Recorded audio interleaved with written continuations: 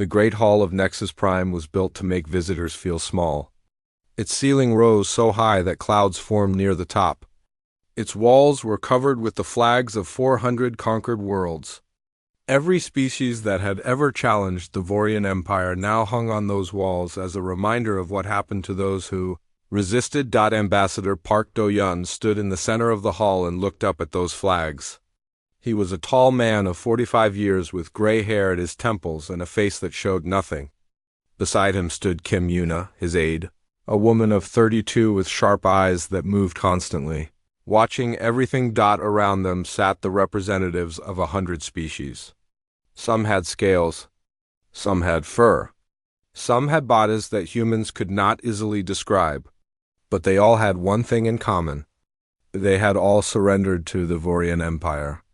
They had all chosen survival over freedom. At the far end of the hall, on a throne carved from a single black crystal, sat Supreme Archon Trivex. He was old by Vorian standards, nearly 800 years. His skin was pale gray and his eyes were solid black. He had ruled the Empire for 3 centuries and had never lost a war. Trivex raised one long hand and the hall fell silent.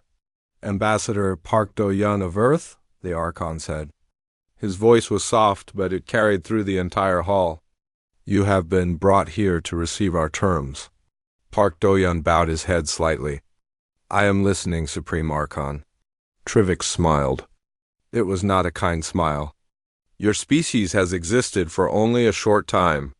You have had space travel for less than 300 years. In that time, you have spread to 12 worlds. You have built a fleet of 3,000 ships. You believe yourselves to be a great power." He paused. The representatives of the other species shifted in their seats. They knew what was coming. They had all heard these words before. "The Vorian Empire has existed for 12,000 years," Trivex continued. "We have conquered 400 star systems. We command a fleet of 50,000 warships. Your 12 worlds are surrounded. Your trade routes are cut. Your allies have abandoned you." Park Do-yun said nothing. His face remained calm. "You have 72 hours to surrender unconditionally," Trivex said. "Your government will be dissolved. Your military will be disbanded. Your worlds will become provinces of the Empire. Your people will serve us." Kim Yuna felt her hands shake. She forced them to be still. She had known this was coming, but hearing the words made it real. Humanity was about to end. Not with death, but with chains. "If you do not surrender," Trivex said, "we will destroy your fleet. We will bombard your cities. We will kill as many of your people as necessary until the survivors beg for the mercy of submission." He leaned forward on his throne. "Do you understand these terms?" "I understand them," Park Do-yun said. "Do you have any response?" The ambassador was quiet for a long moment. Every eye in the Great Hall was on him. Kim Yuna wanted to scream at him to say something, to fight back, to show some sign that humanity would not go quietly into slavery. "I have a question," Park Do-yun said finally. Trivex raised what might have been an eyebrow. "Ask. In your 12,000 years of conquest," Park Do-yun said, "has any species ever refused your terms?" A murmur went through the hall. The other representatives looked at each other. Some of them seemed confused. Others seemed afraid. Trivex laughed. It was a cold sound. "Many species have refused at first. All of them changed their minds after we demonstrated our power. The mathematics of war are simple, Ambassador. Ships, weapons, resources. We have more. You have less. There is no scenario in which you win." Park Do-yun nodded slowly. "I see. And after you demonstrated your power, they all surrendered?" "Every one of them." "I will relay your terms to Earth," Park Do-yun said. He bowed again. "Is there anything else?" Trivex studied the human for a long moment. There was something in the ambassador's calm that bothered him. Every other species had shown fear at this point. They had argued or pleaded or threatened. This human simply stood there as if he were discussing the weather. "You do not seem concerned," Trivex said. "I am very concerned," Park Do-yun replied. "Your terms are harsh. Many of my people will die if we do not accept them. Then you will accept them? That is not my decision to make. I will relay your terms. Earth will respond. Trivix waved his hand in dismissal. Go then, you have 72 hours. Use them wisely. Park Do-yeon turned and walked toward the great doors. Kim Yuna followed him. She could feel the eyes of 100 species on her back. She kept her spine straight and her steps steady. She would not show weakness here. When they were through the doors and walking down the long corridor toward their ship, Kim Yuna spoke in a low voice. Ambassador, we cannot win this war. The numbers are impossible. Even if we fight with everything we have, they will crush us in weeks. Park Do-yeon kept walking. His pace did not change. Our fleet is outnumbered 17-1, Kim Yuna continued. Our technology is inferior. We have no allies. If we fight, we die. If we refuse to fight, we become slaves. There is no good choice here. They reached their shuttle. Park Do-yeon stopped at the door and turned to face her. For the first time, she saw something in his eyes. It was not fear. It was not anger. It was something she could not name. They studied our ships, he said quietly. They counted our weapons. They calculated our resources. He put his hand on her shoulder. But they never studied us. They have no idea what humans are. What do you mean? Park Do-yeon smiled. It was a strange smile, almost sad. The Archon asked if any species had ever refused his terms. The answer is no. For 12,000 years, every species has eventually surrendered. They looked at the mathematics and they made the logical choice, and we will do the same? No, Park Do-yeon said. We will not. He stepped into the shuttle and moved to the communication console. His fingers moved over the controls with practiced speed. Kim Yuna watched as he opened a secure channel to Admiral Choi Sunwoo, commander of Earth's defense fleet. Admiral, Park Do-yeon said. This is Ambassador Park. Activate Protocol 0, authorization code, Thermopylae. There was a pause. Then Admiral Choi's voice came through the speaker. She was a woman of 53 with a voice like iron. Understood, Ambassador. Protocol 0 is active. What should I tell the fleet? Park Do-yeon looked out the window at the Great Hall of Nexus Prime, somewhere in there. The Archon was already planning the occupation of Earth. He was calculating how many ships to send, how many troops to deploy, how many humans to kill to make the others obey. He had no idea what was coming. Tell them the enemy has forgotten rule number 1, Park Do-yeon said. And they are about to be reminded. Director Baek Ji-yeon had not slept in 36 hours.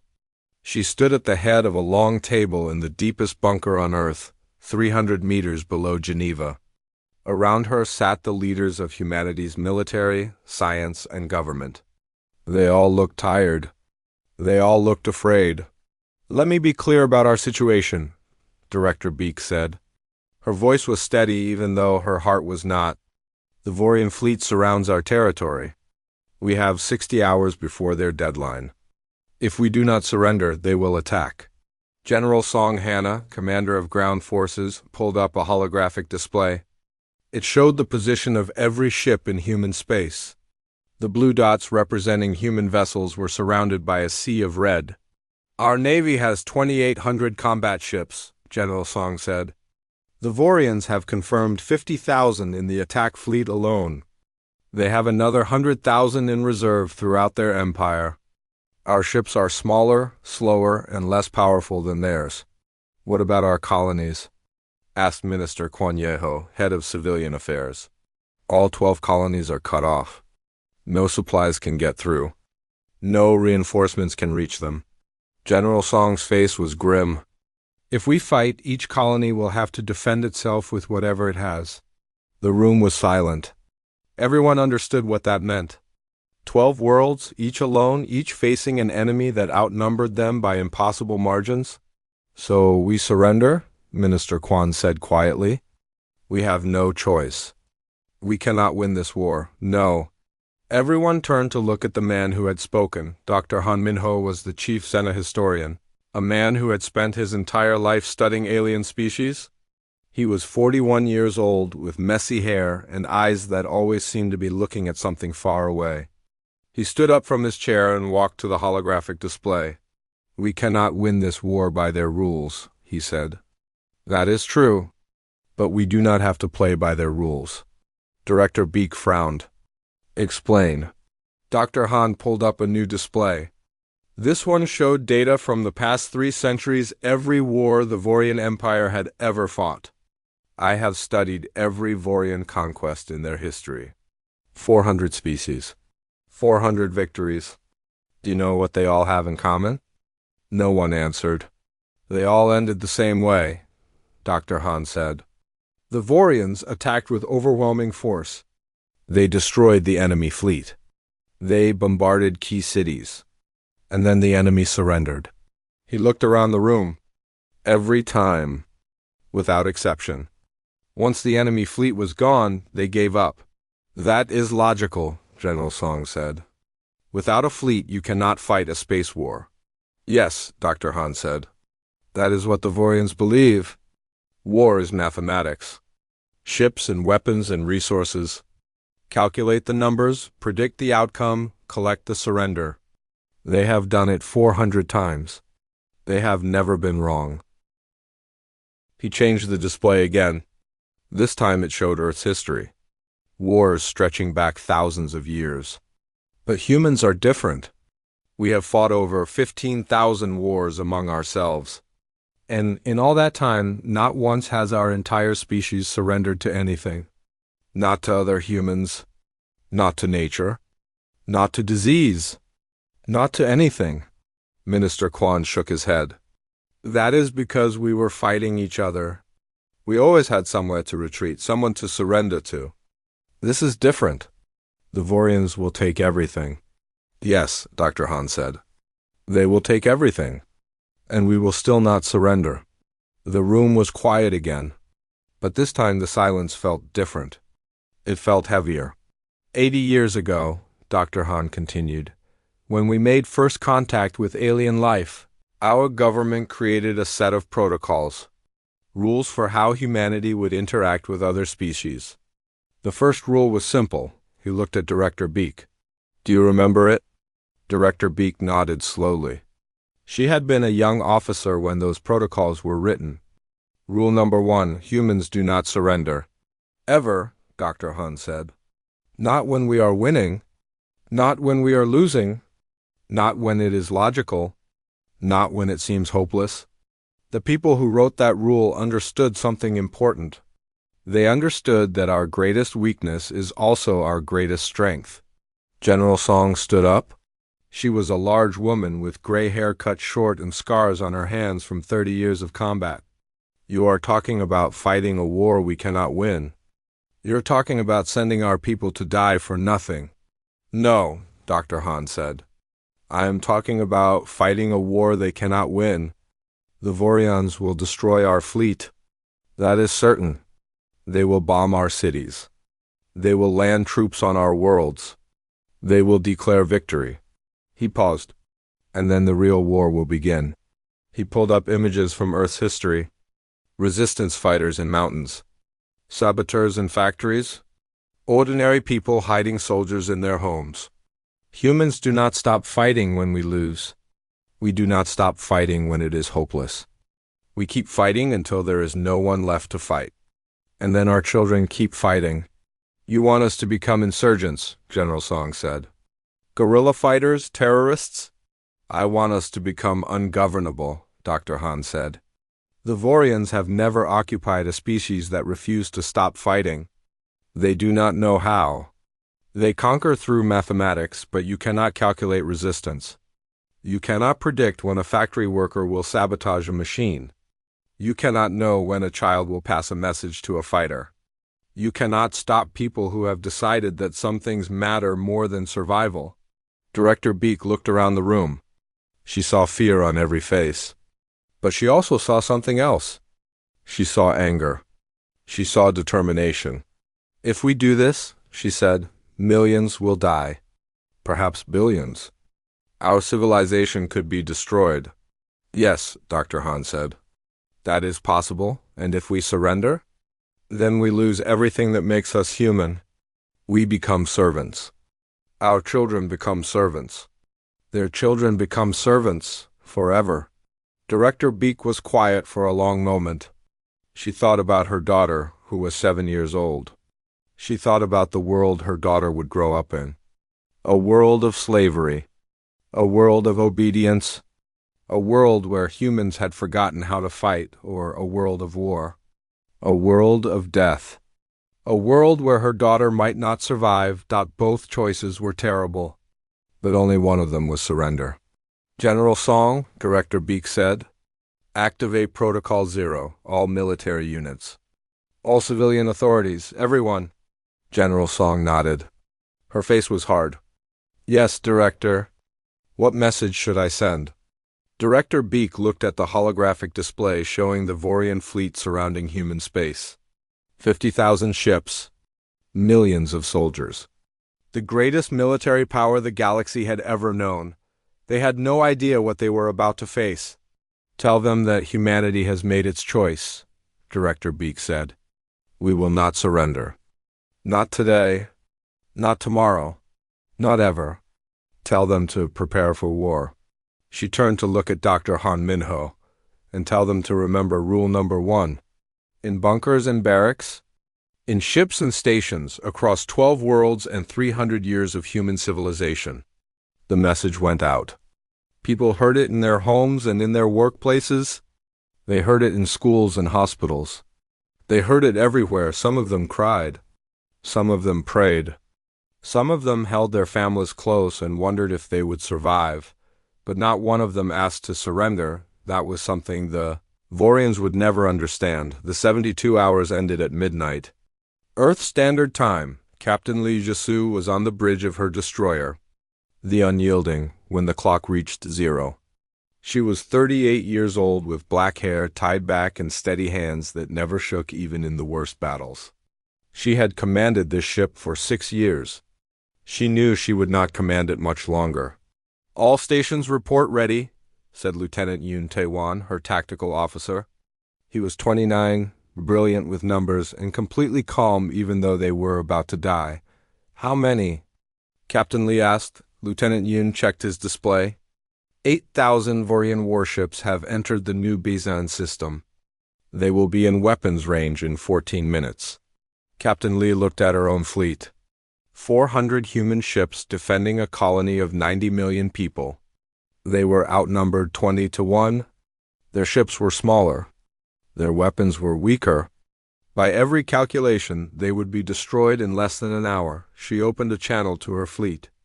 "All ships, this is Captain Lee Jisu. You know why we are here. You know what we face. I will not lie to you. We cannot win this battle. Most of us will not survive it." She paused. On 400 ships, thousands of officers and crew listened to her words. "But that is not our mission," she continued. "Our mission is to make them pay. Every ship we destroy is one less ship to attack Earth. Every hour we hold them here is one more hour for our people to prepare. We are the first line of defense. We are not the last." Lieutenant Yun looked at her. "They're in range, Captain." Captain Lee nodded. "All ships engage at will. Make them remember New Bisan." The battle began. The Vorian ships came in perfect formation, thousands of vessels moving as one. They fired their weapons in coordinated volleys that lit up space like a second sun. Human ships exploded. In the first minute, 30 vessels were destroyed, but the human ships did not retreat. They pushed forward into the Vorian formation, getting close where their smaller size was an advantage. They fired everything they had at point-blank range. They rammed enemy ships when their weapons failed. They flew damaged vessels into Vorian engines and detonated their reactors. Commander Orcs watched the battle from his flagship with growing confusion. He was an experienced officer who had commanded 100 victories. He knew how battles were supposed to go. The enemy was supposed to break. They were supposed to run.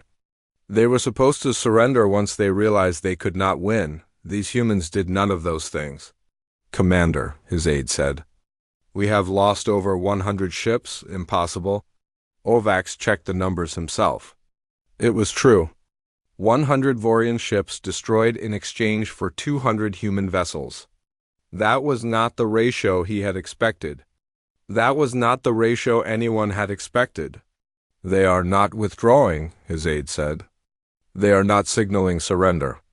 They are not doing anything except attacking. Orcs watched the tactical display.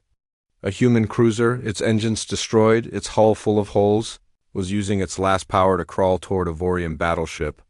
As he watched, the cruiser hit the battleship and both vessels exploded. "What are they doing?" His aide whispered. Orcs did not answer. He did not know. On the Unyielding, alarms were screaming. The ship had taken 3 direct hits. Half the crew was dead. The main weapons were offline. Lieutenant Yoon was bleeding from a cut on his head but still working his console. "Shields at 12%, he reported. "Engines at 30%. "We have 2 torpedo launchers still working." "That's enough," Captain Lee said. "Find me a target?" "Captain, we should withdraw." "We can't." "Find me a target, Lieutenant." Lieutenant Yoon looked at her for a long moment. Then he turned back to his console. Vorian carrier. 3,000 kilometers. "It's launching fighters." "Lock torpedoes." "Captain, we won't survive the approach." "Their point defense will." "Lock torpedoes, Lieutenant." "That's an order." Lieutenant Yoon locked the torpedoes. His hands were steady. "Ready, Captain." Captain Lee opened a channel to her crew. The few who were still alive. "All hands, this is the captain. It has been an honor to serve with you. Now let's show them what humans are made of." She pushed the engines to full. The Unyielding shot forward, straight at the Vorian carrier. Enemy fire hit them from every direction. The shields failed. The hull began to break apart. Lieutenant Yoon fired the torpedoes. Both torpedoes hit the carrier. It exploded in a ball of fire. Captain Lee had 1 second to smile. Then the Unyielding died. Across the new Bizan system, the same scene repeated hundreds of times. Human ships fighting until they were destroyed. Human crews dying without surrender. Some of them screamed. Some of them cried. But not one of them ran. The battle lasted 3 hours. Every human ship was destroyed. 90 million civilians on New Bizan waited for the Vorian troops to land. They waited for the occupation to begin, but Commander Orcs did not send troops. He sat on his bridge and looked at the numbers. He had won the battle. His fleet still had over 7,000 ships. The human defenders were gone. By every measure, this was a complete victory, but he had lost nearly 600 ships. 600 vessels destroyed by a force 1/20th his size. In his entire career, he had never suffered such losses. No Vorian commander had ever suffered such losses against such a small enemy. "Commander," his aide said quietly, "the other fleets are reporting similar results. The human colonies at Sejong and Gwangju have fallen. But our losses are double quotes." He stopped. "How many?" Orcs asked. "Across all fronts, we have lost over 3,000 ships in the first day." 3,000 ships, against an enemy with only 2,800 to begin with. The humans had lost their entire fleet, but they had taken more than they had. Orcs thought about the battles to come. There were still 3 human colonies to conquer. And then Earth itself. If every battle cost this much, if every human fought like this... He shook his head. That was not possible. The mathematics did not work. No species could sustain this kind of resistance. The humans would see that they could not win. They would surrender. They always did. His aide interrupted his thoughts. "Commander, we are receiving a transmission. It is from New Bisan. The colony? Are they surrendering?" "No, Commander. It is a civilian broadcast. They are sending it to all frequencies." Orcs turned on the transmission. A human woman appeared on the screen. She was old, with white hair and a lined face. She stood in front of a building that was burning. "People of the galaxy," she said. "My name is Grandmother Shin. I am speaking to you from New Bisan. Our fleet has been destroyed. Our cities are burning. The Vorians have won the battle." She paused.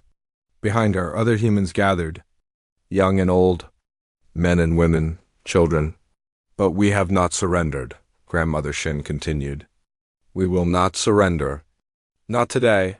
Not ever. The Vorians will land their troops. They will occupy our world. And we will resist. Every day. Every hour. Every moment. Until they leave or until we are all dead.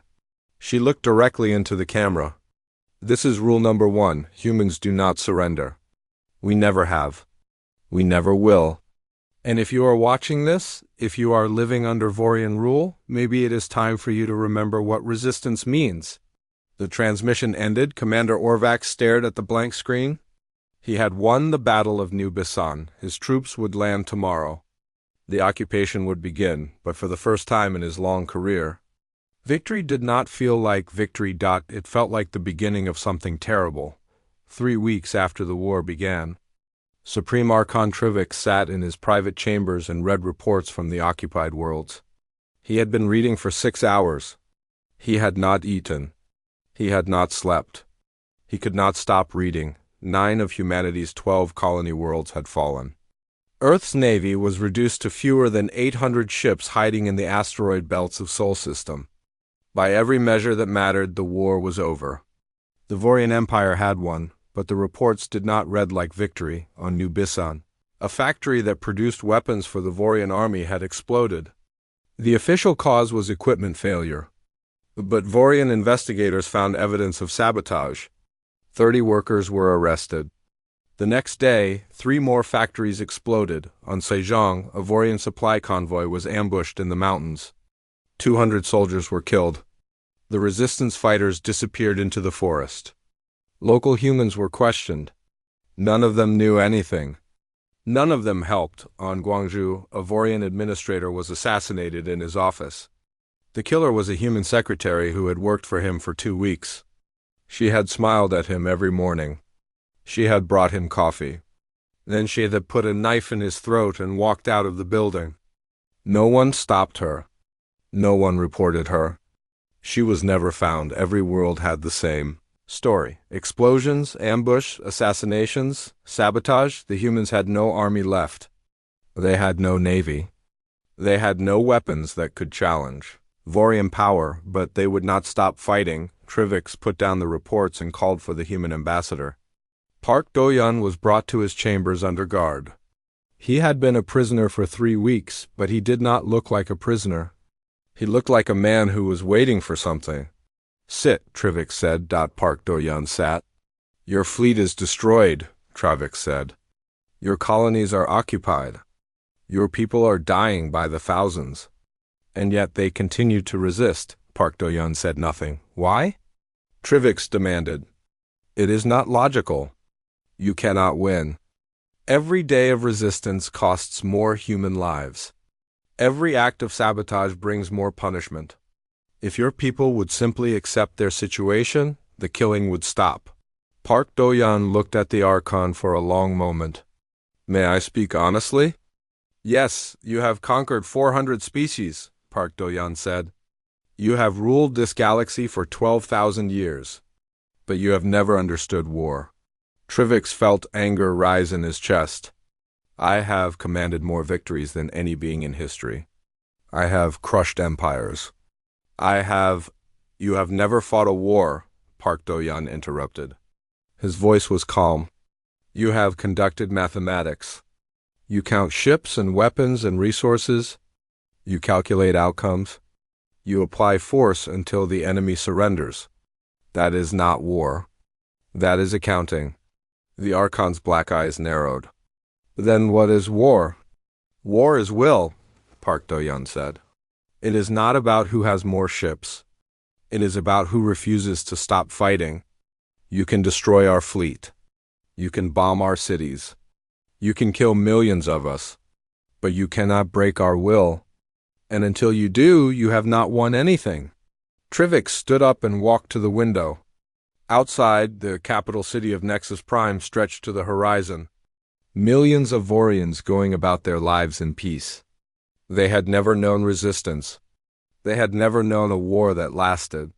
Your people are suffering, he said. I could end that suffering. I could give them peace. All they have to do is submit. You could kill all of us, Park Do-yeon said. That would end the suffering. That is not what I want. Then you have a problem. Because submission is not something humans do. The Archon turned back to face him. All species submit eventually. Fear and pain are universal. If I kill enough of you, the rest will learn to obey? Park Do-yeon shook his head. You studied our technology. You counted our ships. But you never studied our history. Do you know what humans have survived? We have survived ice ages, plagues that killed half our population, wars that destroyed entire continents. We have survived things that should have ended us 100 times. He leaned forward. And we never gave up? Not once. Not ever, he pointed to the reports on the Archon's desk. Those are not rebels. Those are not soldiers. Those are ordinary people. Factory workers, secretaries, grandmothers, children, they are resisting because that is what humans do.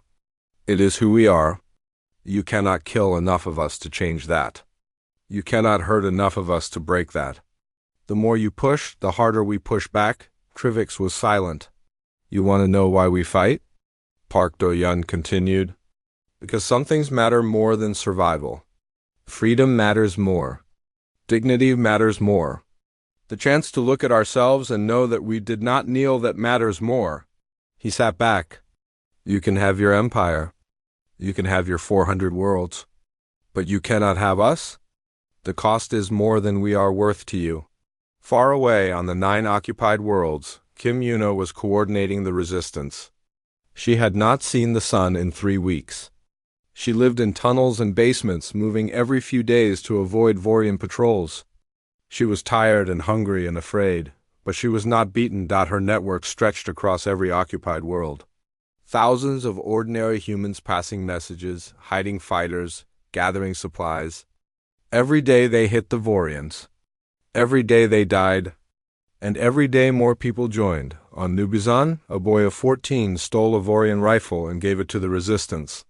On Sejong, a doctor treated wounded fighters in a hidden clinic and told the Vorians nothing. On Gwangju, a grandmother walked into a Vorian checkpoint with explosives under her coat. The Vorians could not understand it. They had crushed the human military. They had the most powerful army in the galaxy. How could they be losing to old women and children? They arrested thousands.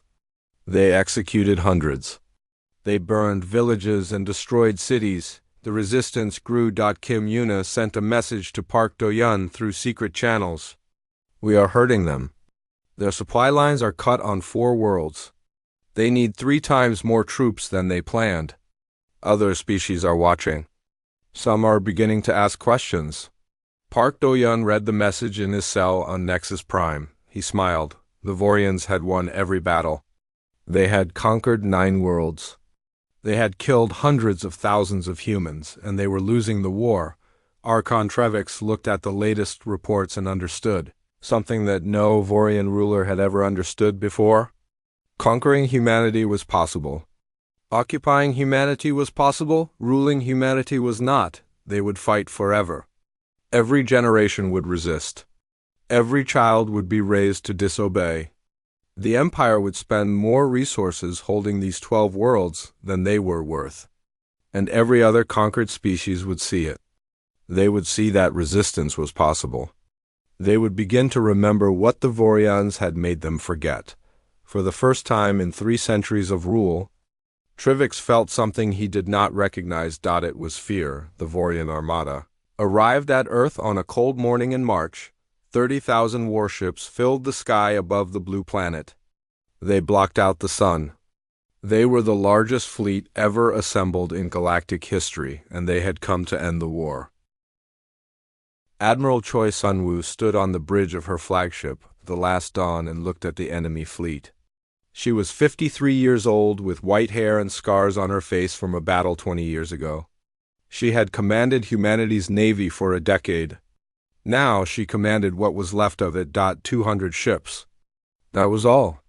200 ships against 30,000. The mathematics were simple. This battle would last less than an hour. Admiral, her communications officer said. The Vorian flagship is hailing us. They want to discuss surrender terms. Admiral Troy laughed. It was not a happy sound. Tell them I will speak to them. But not about surrender. The face of Supreme Archon Trivex appeared on her screen. He looked tired. He looked old. 3 weeks of fighting humans had aged him more than the last century. Admiral Troy, he said, this is your final chance. Surrender now and Earth will be spared. Your people will live. Your cities will stand. You have my word. Admiral Troy nodded slowly. Your word. The word of the being who has enslaved 400 species. The word of the ruler who burns cities and kills children. Yes, your word means a great deal to me. Trivix's jaw tightened. I am offering you mercy.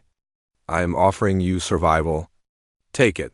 Let me offer you something instead, Admiral Troy said. You can destroy my fleet. It will take you perhaps an hour. You can bomb our cities. You can kill millions of us. You can land your troops and declare victory. She leaned forward. And then you will try to hold this planet. You will try to rule 8 billion humans who will never stop fighting. Every soldier you send here will be a target. Every supply ship will be sabotaged. Every administrator will sleep with one eye open for the rest of their short lives. She smiled. It was the smile of someone who had already accepted death and found freedom in it. You have seen what a few million humans can do on the colonies, she said. Imagine what 8 billion will do. You will need half your army just to hold Earth. You will spend more resources on us than you gain from us. And every year, every month, every day, your other subjects will watch. They will see that resistance is possible. They will remember that they were not always slaves. Trivix said nothing. You can have your empire, Admiral Troy said. But you cannot have Earth. The cost is more than you can pay. She cut the transmission. All ships, she said on the fleet channel. This is Admiral Troy. You know what we face. You know how this ends. We will not survive this day. But we will make them pay for every kilometer of space. We will make them bleed for every second of time. And when we are gone, Earth will continue to fight. Our children will continue to fight. Their children will continue to fight. Until the Vorians leave or until humanity is extinct.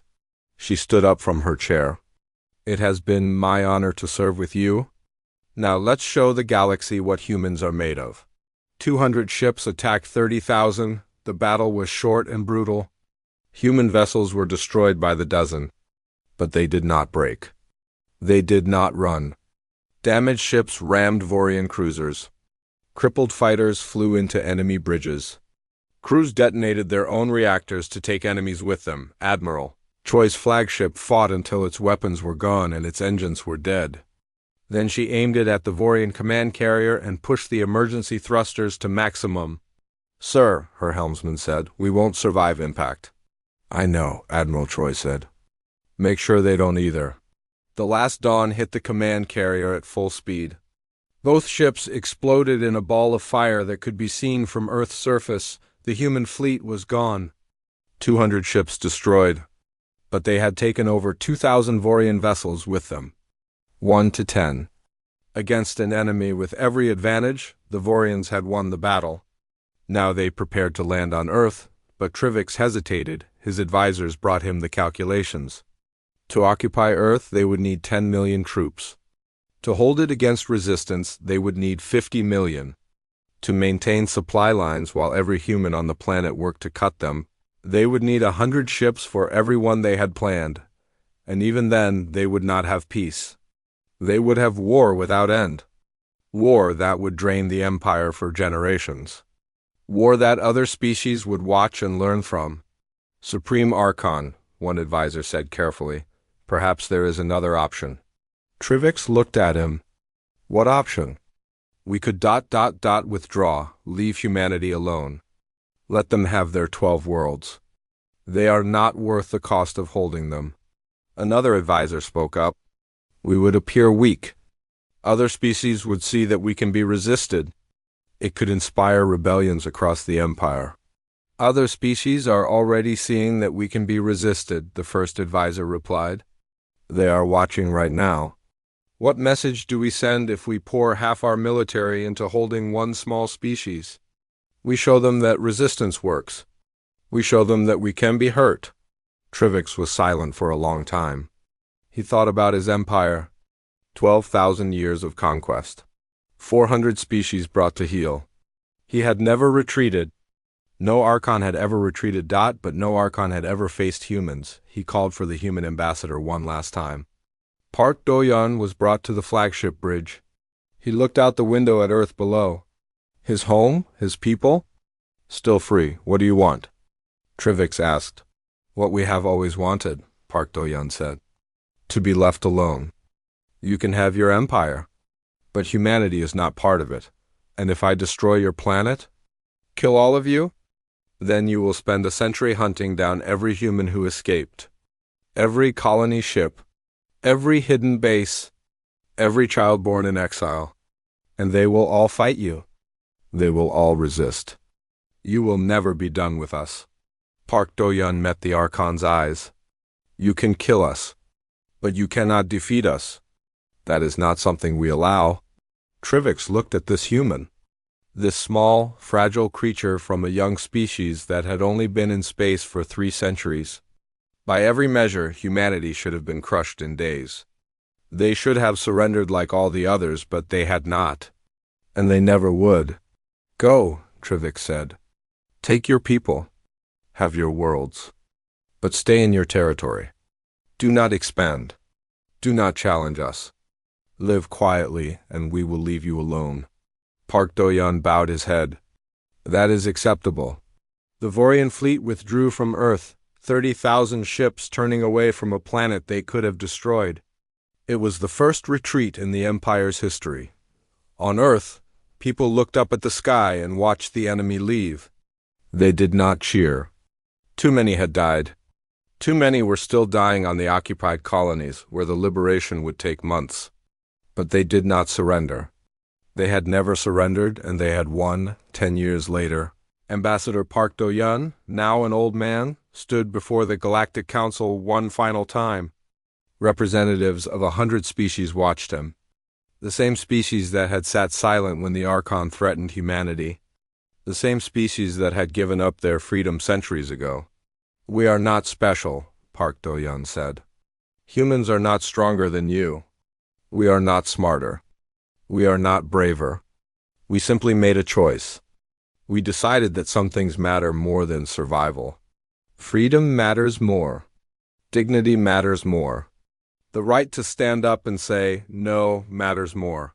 He looked at the flags on the walls. 400 conquered worlds. 400 species that had surrendered. You made a different choice, he said. You chose survival. And I understand that. Survival is precious. Life is precious. But let me ask you something. Are you truly alive? Or are you just existing? Is there anything you would fight for? Anything you would die for? Anything that matters more than another day of breathing? The hall was silent. We humans have fought over 15,000 wars among ourselves, Park Do-yeon said. We have killed each other over land and resources and ideas and pride. We are violent and chaotic and often very foolish. But we have never been slaves. We have never knelt to anyone. And we never will. He turned to leave, then stopped. If you have forgotten what that feels like, he said, maybe it is time to remember. He walked out of the great hall. Behind him, the representatives of 100 species sat in silence. Some of them had not thought about resistance in centuries. Some of them had forgotten it was possible, but now they remembered. In the years that followed, small things began to change across the galaxy. A factory that produced weapons for the Vorians had an accident. A supply convoy disappeared in a nebula. An administrator was found dead in his office. Small things. Quiet things. Things that might mean nothing or might mean everything. The Vorian Empire still ruled 400 worlds. They still had the greatest military in the galaxy. They were still the most powerful force in known space, but for the first time in 12,000 years, they were afraid, because they had learned rule number 1. And they knew that humans were not the only ones who could remember it.